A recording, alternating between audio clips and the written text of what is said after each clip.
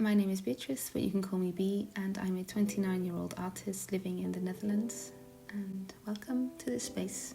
So I really wanted to talk about something that's going on for the last few weeks as a way for me to remember, but maybe also for you to resonate with. I would say the two words that come to mind are anxiety and excitement. At the end of September, I was expecting some big news, but it turned out to be the biggest kick in the butt of the year. I applied for a grant that we have here in the Netherlands that helps young creators or new creators financially. So after a few months of writing and then 3 months of waiting for an answer, it was denied. And then there was a little voice in my head that said, "See, you're not good enough. You're not good enough of an artist, and how embarrassing that you thought you were good enough. How embarrassing that you now have to tell everybody that you were delusional enough to think that you could get this money." Very mean, of course. And I spent the weekend feeling very sorry for myself, especially because I didn't know how I was going to do this financially. Should I ask for more shifts at the job that I work at? But that means more days at this other job is less days being creative, and less days being creative burns me out, and I end up laying in bed scrolling on TikTok for hours on end. So I have split up all the money I have. I still had a little bit of money coming in from a previous project, and for the next half year I am going to work very hard but graciously to not burn out, but to become financially independent. There's still this little voice in me saying, "You're delusional." Maybe. But I am going to use this autumn energy, and I'm going to use this Aries energy to really get started, and I'm very excited for the future. So I have been in a little roller coaster of thinking this is the end, not knowing what to do, picking myself up again and chasing my dreams and accepting that I am worthy of everything I desire. And it feels so freeing to experience this. I am using this autumn to shed all this belittling energy, and I'm going for it. Aside from the crazy death and rebirth transformation I'm going through, I have really been enjoying the autumn this year.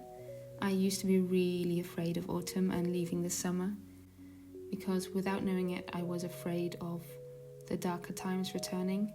It meant that the shadows would want to be seen, and it was time to turn inwards. So after years of interest in witchcraft and kind of dabbling in it, I started taking witchcraft seriously about 2 years ago with 2 of my friends, and it has given my life so much depth.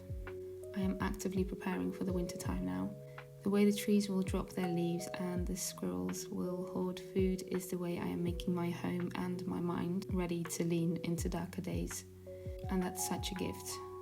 And it isn't easy. Seasonal depression used to hit me hard, but this new perspective of the seasons and really leaning into their function has made it all much more manageable. I love the change of colours in the landscape. I love the colder winds with the sunshine beaming on my cheeks. I love the coziness of candles and evening activities. I love coming together with people to celebrate the seasons. So my friend was part of an outside exhibition where you walk through the woods and get inspired by what you see. And she chose this Maria altar, which was absolutely gorgeous. Afterwards there was this harvest market, which was so nice. And fun fact, this little pot next to the bee is what the bee produces in its entire life, which I found crazy. We had some soup and there was live music, and it was so much fun.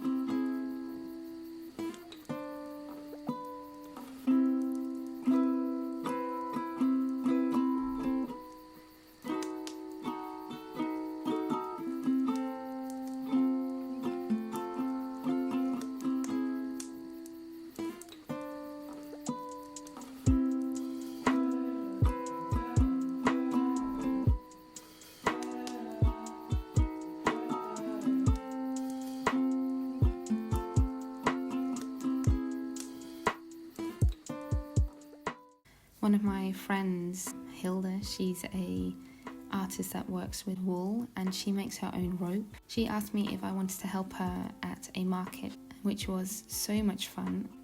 She told me to bring my own tapestry so we could hang it up and maybe connect with people who are interested, which was very kind of her. So she has a machine that helps her make rope from the wool. She shears her own sheep and is now figuring out all the possibilities to do with this craft. It was really interesting to see other people work with wool because wool has been a reoccurring theme in my life and it keeps coming back. So maybe I should do something with that. This was such an inspiring day because this was a few days after the news that I didn't get the grant and I was kind of low in my energy and wasn't sure what I wanted to do. And then coming here to this market and seeing people use their passion of wool and sheep and textiles, and it was so lovely meeting people and people were interested, and it just really opened up something in me of thinking in possibilities when sometimes things feel impossible. So I'm very grateful for her to bring me, and we're kind of on this journey together to figure out how to make a life with all these passions that we have. Another thing I want to share is how I set up a new full moon altar. This is something I used to think was so unattainable for me, but now that I'm practicing this more, I've come to realize it's more of a feeling that you have that will connect you to the moon and to yourself. So it doesn't have to be very fancy, but you can use the things around your house to build this little sacred space. So first of all, I cleaned the whole altar without judgment, very important. I used to beat myself up how dusty and forgotten it would look, but that is not helpful at all. We're here now and that's what counts. So I like to do some research about the themes and things connected to this moon. This moon is called the Hunter's Moon. This was the moon they would use to do the hunting and preparation for the winter months. So the idea is that you can let go of everything you don't want to take with you into the new year. We can thank the people, projects, beliefs, fears, etc., and we can shed them. We can also take with us the things that we do want to keep and things that do serve us. And we can keep them safe under the ground to come alive again when the spring comes around. I try to sit in this energy when I make the altar. We're dealing with an Aries moon this month, so I'm going to honor the Aries energy by adding red, orange, brown colors. Aries is a fire element, so candles are very welcome. And then I go around my house and I just feel what kind of things connect and want to be on the altar. And then at the end, you have this really special little space where I like to meditate, or maybe sometimes pick a card that sends me a message. I decided for this altar that Lilith could be on there because she's been coming forward for me a lot the last few weeks. Then on the 17th of October is when the moon is full. I will be doing a little ritual with my friends. We're going to do a full moon circle, and then the card I pick in that circle I will add to this altar, and it can help me until the new moon is here. Someone I find super interesting on YouTube is Sarah Vrba. I hope I'm saying that right. And she does these explanations about where the planets are and what the full moons are doing. And this morning on my walk, I listened to one of her full moon explanations. And I wrote it down because I thought it was really interesting. But I will try to link her video in the description because it's around 20 minutes, but I think it's so good to listen to. And kind of, for me, it feels like all these puzzle pieces coming together.